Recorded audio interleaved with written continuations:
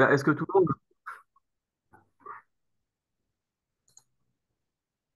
le monde voit mon écran? Oui, Ok. Alors, je me présente en deux mots aussi. Je suis ambulancier diplômé à Genève. J'ai travaillé pendant un peu plus d'une vingtaine d'années comme ambulancier sur le terrain. Je suis également enseignant à l'école supérieure de soins ambulanciers depuis à peu près aussi une vingtaine d'années. Et puis avant, ce qui fait que j'aborde aussi la question de la noyade, c'est que j'ai été pendant longtemps et je suis toujours membre de la section d'Hermance de la Société internationale de sauvetage du Léman, donc la SISL. Et puis, j'ai eu quelques expériences, bien évidemment, avec des questions de sauvetage. Alors, pas tellement en eau vive, mais plutôt sur le lac. Donc voilà. Euh, bon, comme Yann l'a bien mentionné, ça, c'est des pictogrammes qu'on retrouve dans les normes de réanimation du Congrès européen de réanimation, duquel, évidemment, le Congrès suisse de réanimation s'inspire. C'est un peu les grands axes de stratégie de prise en charge quand on parle, évidemment, de la noyade. Alors, évidemment, Yann a abordé la question de la prévention. Et puis, moi, je vais m'intéresser à quelques éléments plus liés à la prise en charge et pas tellement à la partie de sauvetage. Donc, vraiment, plutôt les aspects de prise en charge autour de notamment, évidemment, pour vous, en tant que premier répondante et premier répondant de la réanimation cardiopulmonaire. Alors, bon, d'abord, dans ce pictogramme, il y a reconnaître évidemment la détresse. Alors, il y a deux grandes catégories de cas. On dit généralement plutôt chez les adultes, c'est assez théâtral parce qu'ils ont souvent suffisamment d'énergie pour manifester qu'ils sont en difficulté. Et puis, à contrario, parfois, on dit que chez les enfants, surtout les plus petits, on parle de noyades un peu plus silencieuses parce qu'ils ont beaucoup moins d'énergie et c'est beaucoup moins théâtral en termes d'identification. Tu as parlé des moyens de dispositifs de flottaison. Donc là, on voit que c'est le troisième élément pour prévenir la submersion. Puis évidemment, la suite de la prise en charge, c'est sortir de l'eau, évidemment, s'il n'y a pas de risque pour vous en tant que premier répondant. Alors, on en a discuté avant. Bien évidemment, vous ne serez jamais engagé en tant que premier répondant parce que quelqu'un est en train de partir dans le courant dans le Rhône. Donc, vous serez engagé que s'il y a arrêt cardio-respiratoire constaté et qu'en principe, le patient est sorti de l'eau. Et puis maintenant, on va s'intéresser bien évidemment à les aspects de réanimation. Alors juste avant, je vais faire un peu d'épidémiologie et de définition. Donc l'ILCOR, c'est ce qui chapeaute en fait toutes les grandes institutions de réanimation, c'est le Comité international de liaison de l'AREA. Alors elle parle de la noyade comme étant un processus, donc ça sous-entend des étapes, et puis qui résulte d'une atteinte de la fonction respiratoire. Évidemment, quand vous mettez de l'eau dans votre trachée, eh évidemment, vous avez une atteinte de la fonction respiratoire. Ça peut être une immersion simple avec les voies aériennes encore dehors de l'eau, mais avec une inhalation d'eau, ou alors la submersion complète, donc avec quelqu'un qui passe la tête sous l'eau, typiquement quand on n'a pas de moyen de flottaison. Alors, ce n'est pas un problème qu'en Suisse, hein, c'est une problématique de santé publique au niveau planétaire, puisque l'OMS en 2014 a vraiment insisté sur le fait que c'était une des maladies enfin, c'est pas une maladie, mais c'est un contexte traumatique qui tue énormément de monde. Enfin, je n'ai pas besoin de vous parler de ce qui se passe en Méditerranée en ce moment avec les chalutiers avec 700 personnes dessus. Évidemment, là, vous comprenez bien que la problématique de la noyade, elle est énorme. C'est valable aussi pour certains pays où il y a beaucoup de cours d'eau notamment traverser des rivières et dans des régions où les gens savent parfois peu nager, où les moyens de secours sont peu développés. Donc c'est une vraie problématique de santé publique. Alors, pour revenir à l'épidémiologie suisse, je vous la fais courte, mais en 2022, la SSS a sorti ses chiffres. C'est vrai qu'il y a une grosse augmentation des cas de noyade, près de 60, alors que habituellement, on est plutôt aux alentours des 40 à 50. Et ça, c'est fortement lié, corrélé à la température. Alors là non plus, je vous apprends rien. Les températures, a priori, vont pas tellement diminuer dans les prochaines années. Et on a bien vu dans la statistique suisse, typiquement en 2003, qui était une grosse canicule, on a eu une augmentation des noyades. Donc, dans les pics de chaleur, il faut vous attendre à peut-être être engagé dans ce contexte-là, d'où l'intérêt de cette présentation. Alors, sans trop rentrer dans les détails des chiffres de la SSS, ça les chiffres de 2018. Donc évidemment, on se noie un peu partout, hein, dans le lac évidemment et dans les rivières. Alors malheureusement encore en piscine, mais on voit que ici ces chiffres sont beaucoup moins importants puisqu'il y a des services de sécurité qui sont à disposition. Il y a encore des aspects plus divers liés par exemple à la plongée, plongée en apnée, plongée bouteille.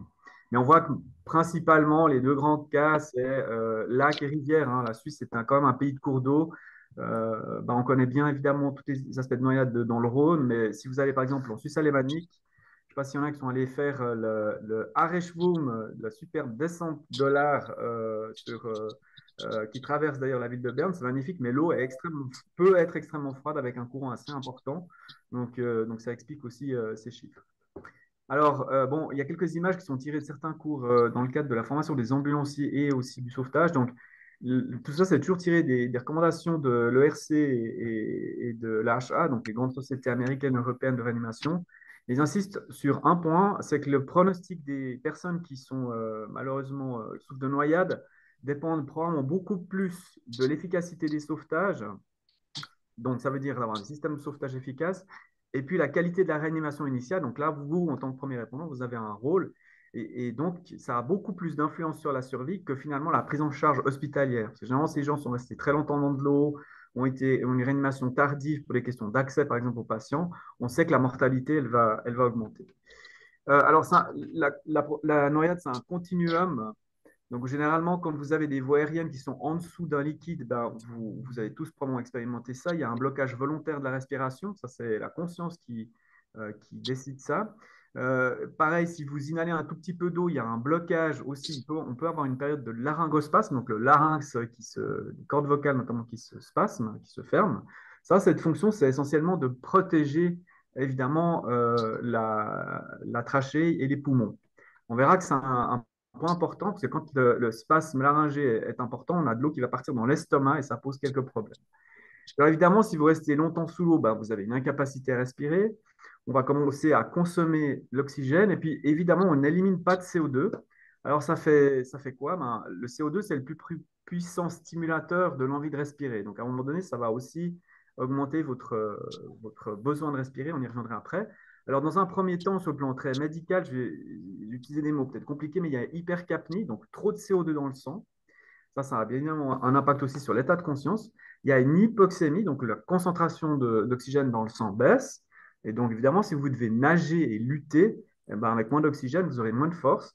Et puis, tout ça, ça a aussi une conséquence, c'est de l'acidification du sang.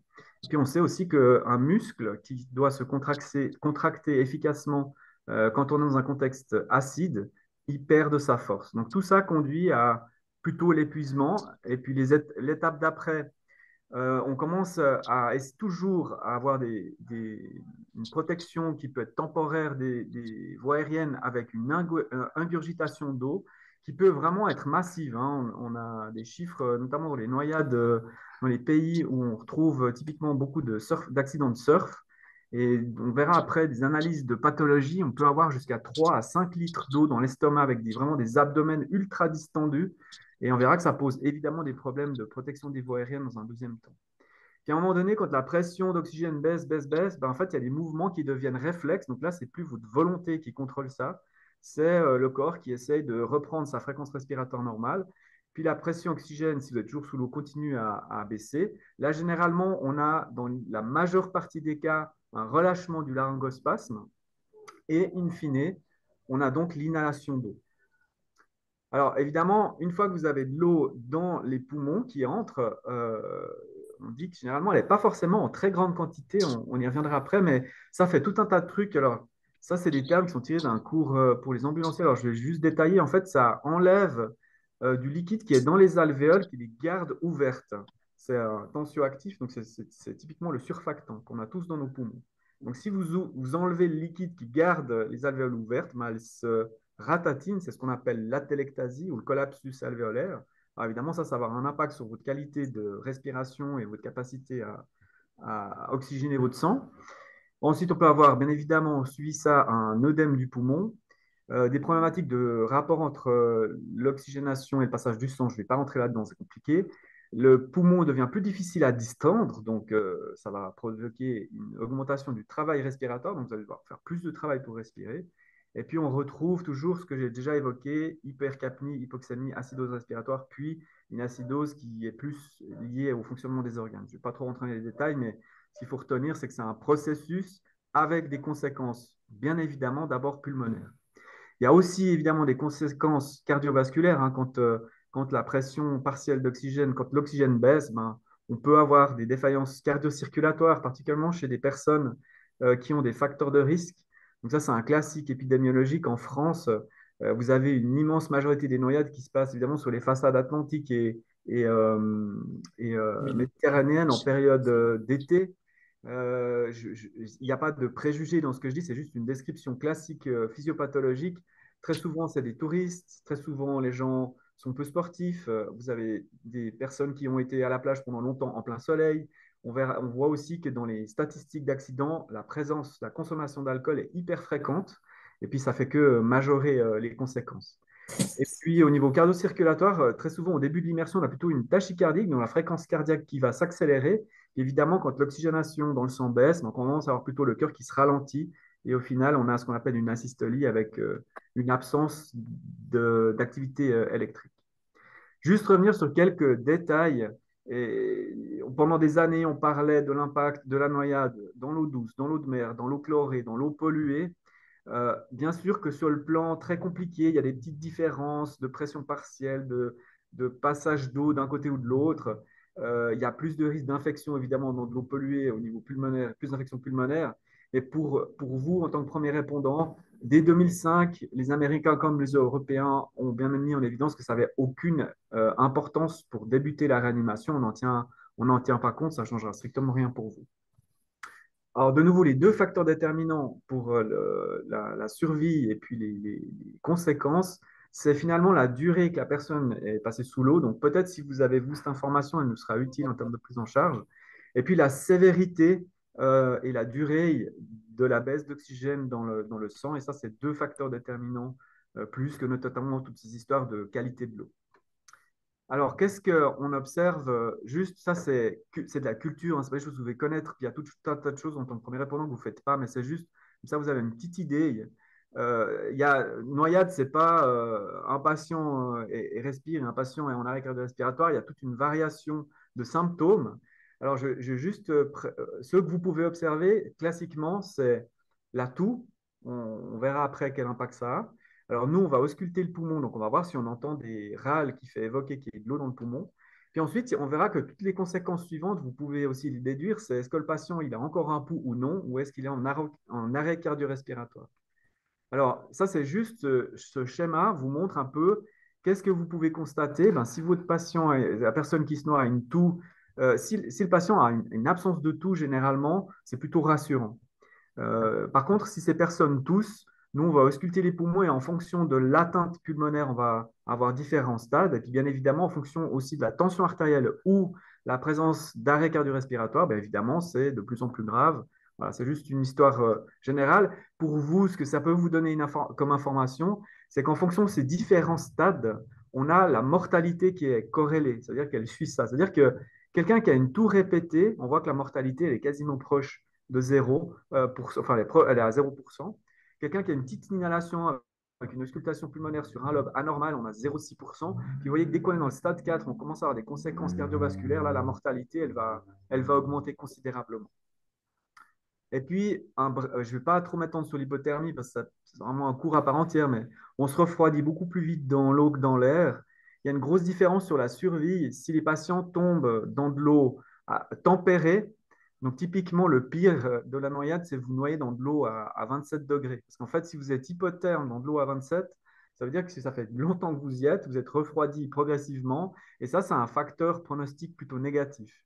À l'inverse de l'eau glacée, si le refroidissement est brutal, on dit que ça améliore déjà le pronostic aux alentours des 21 degrés, mais alors c'est vraiment bien plus présent quand l'eau est aux alentours des 5 degrés.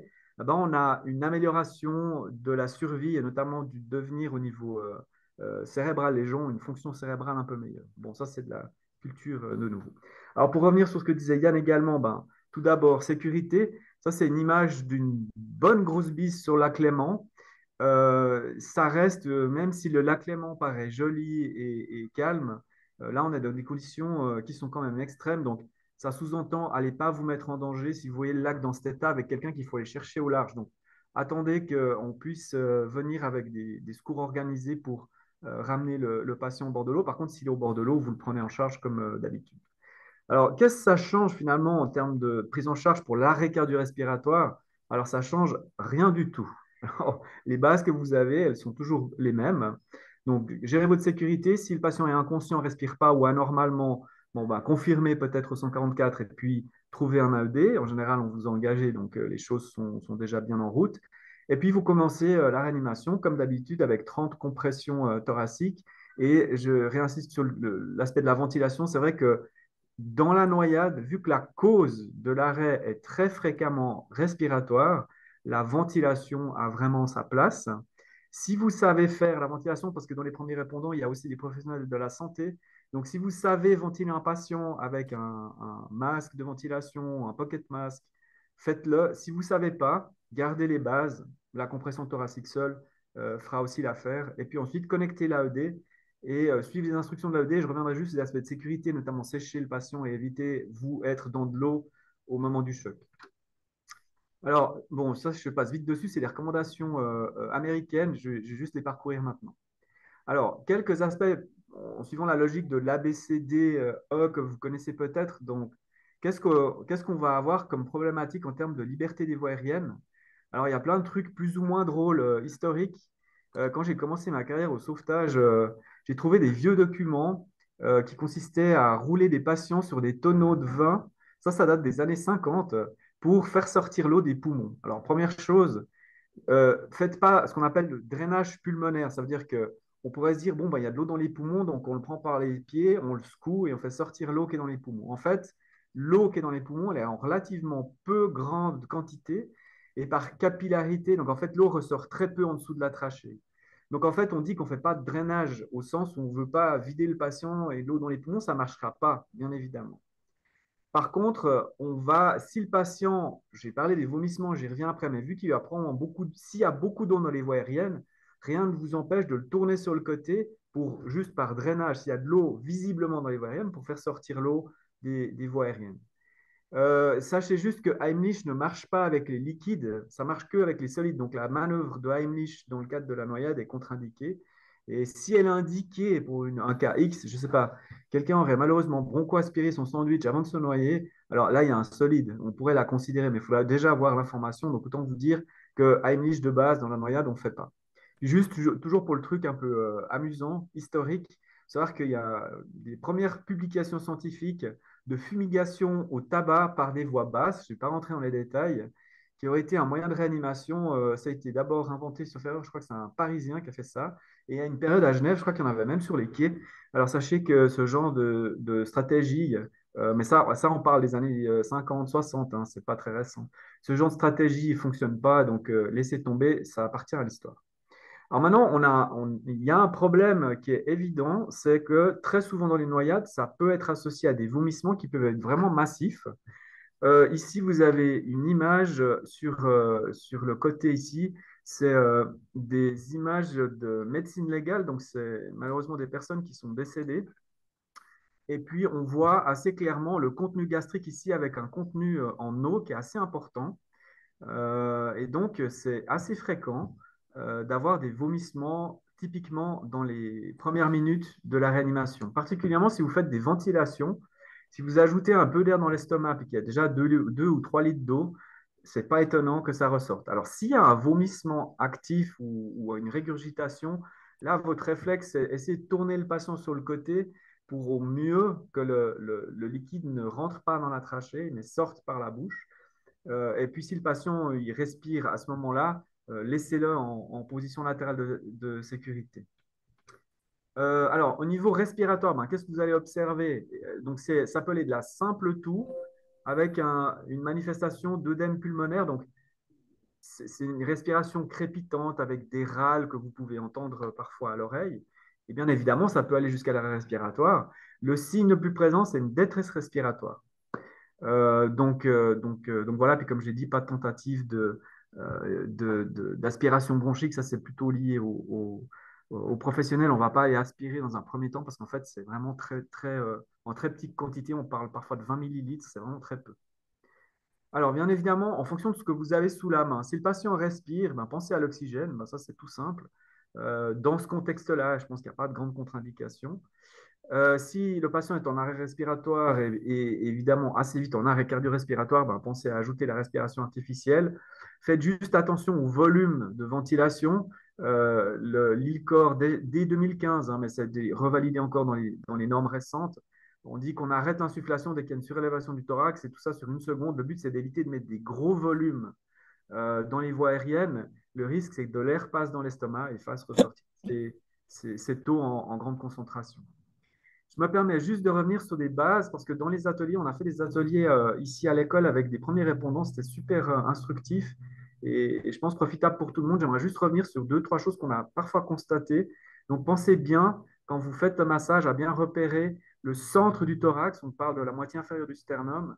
Ça, c'est une recommandation pour poser la main, le talon de la main, comme vous voyez ici sur cette partie rouge qu'est le sternum pour pouvoir bien comprimer le cœur entre le sternum et les vertèbres. Les vertèbres. Euh, Autre chose qu'on a observé, c'est que la compression doit être équivalente à la décompression. Donc, éviter de garder du poids sur le thorax, donc comprimer autant que décomprimer. Ça, c'est juste quelques rappels.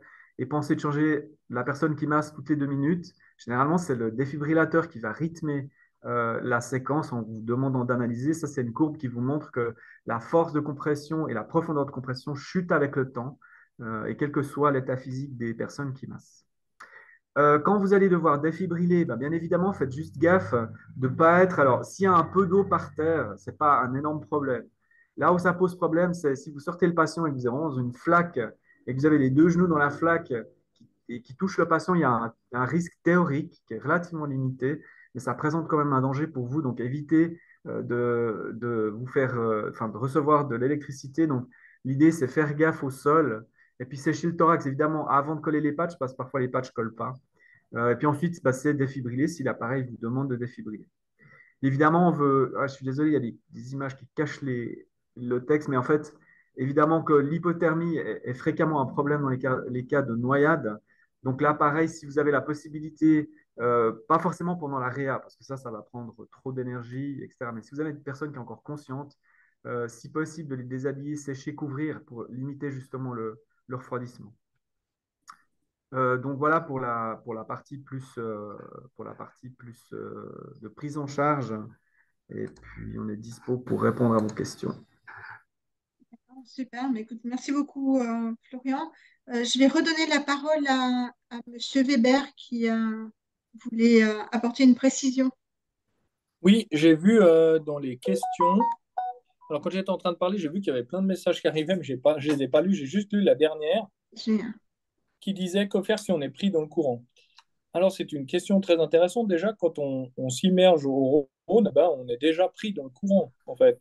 Et ce qu'on raconte et ce qu'on instruit à nos aspirants pendant les écoles de formation, c'est qu'il ne faut surtout pas lutter contre le courant, mais plutôt aller à l'endroit où il nous emmène. Parce que lutter contre le courant avec nos bras et nos jambes, on s'imagine bien que ça peut être difficile. On a eu fait des vidéos de prévention à la noyade avec un nageur, Niels, qui est candidat pour aller au JO en natation.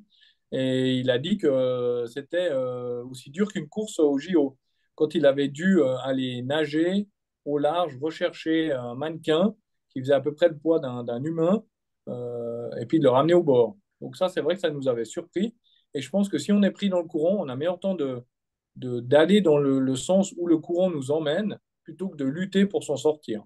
Ça, c'est ce que j'aimerais dire et c'est ce qu'il faut faire. Effectivement, si on est pris dans le courant, ben, on se laisse aller où il y a le courant, on essaie de contrôler un petit peu notre comportement par rapport à ça. Et puis, le courant, il nous emmène à droite, ben, on va à droite.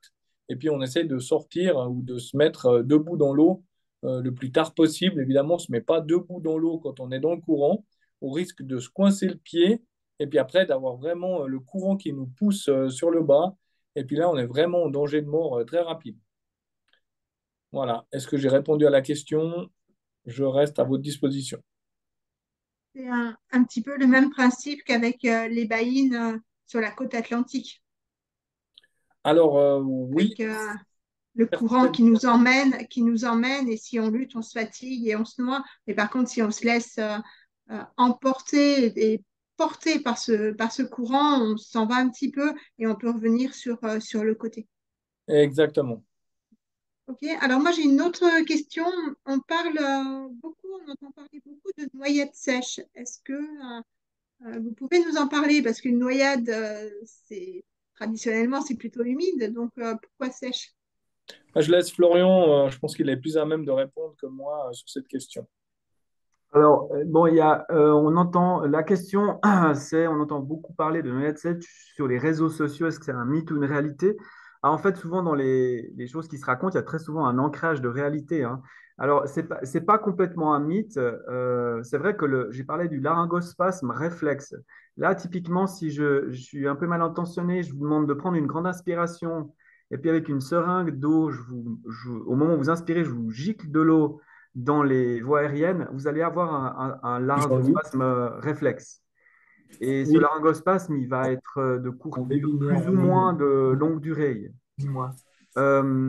Donc voilà, alors c'est pas un mythe, c'est vrai que dans certaines études, j'ai pas été rechercher ça parce qu'aujourd'hui c'est vrai qu'on en tient moins compte, mais en fait si le laryngospasme est suffisamment persistant et que des personnes sont sorties de l'eau relativement rapidement, au moment où on les ventile, on s'aperçoit qu'ils ont effectivement très peu ou pas d'eau dans les poumons. Alors, c'est pas complètement un mythe, hein. Le seul truc, c'est qu'il faut que le laryngospasme soit suffisamment persistant. Puis ça, c'est un réflexe probablement lié à des années d'évolution qui fait que c'est une manière de protéger les voies aériennes. Donc, c'est pas tout à fait un mythe. Par contre, ce que dit le RC, l'HA, l'ILCOR, c'est à peu près toujours les mêmes considérations. Finalement, ça change rien en termes de prise en charge pour nous. Mais par contre, il faut savoir qu'il y a possiblement des gens qui ont très très peu d'eau dans les poumons, voire pas, mais c'est ce qui est plutôt rare. Mais c'est clair que si vous allez sur YouTube et puis vous cherchez une série qui est faite par les Australiens, si je ne me trompe pas, c'est Bondi Rescue. Et là, il y a des images qui sont sans filtre. Alors, il faut vous accrocher un tout petit peu, mais il y a des prises en charge de noyades auxquelles vous pouvez accéder assez facilement. Et vous allez vous rendre compte que les patients sont en immense majorité cyanosés, en arrêt respiratoire, très souvent en arrêt cardio-respiratoire, et que la réalité, ce qui est le plus fréquent, c'est plutôt de l'eau dans les voies aériennes, même si elle est en petite quantité avec la grosse atteinte respiratoire des patients en arrêt. Donc, c'est pas complètement, c'est pas un mythe total.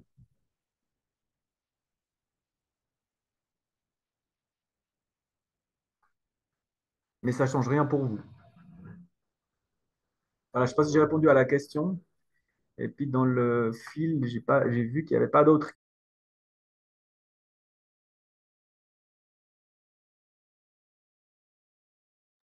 Voilà.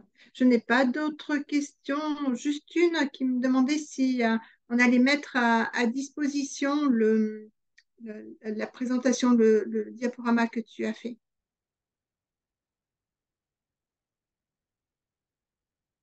Alors, au sujet de la noyade sèche, en fait, il est noté que sur les réseaux sociaux, on parle de noyade sèche plusieurs jours après un incident, d'où la question de cette question. Ouais, alors je vais préciser. Alors moi, je suis pas certain qu'on parle de noyade sèche plusieurs jours après, mais par contre, on va parler d'une noyade secondaire. Alors ça a été aussi décrit.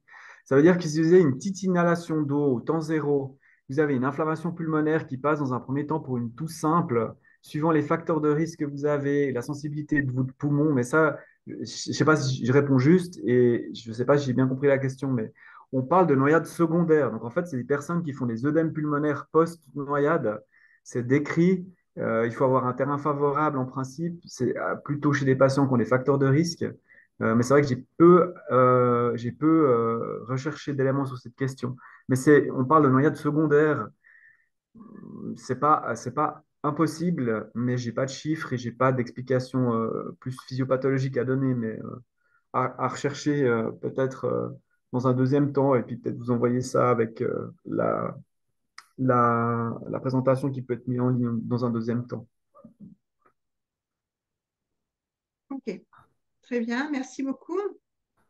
Je ne sais pas si il y a d'autres questions, n'hésitez pas.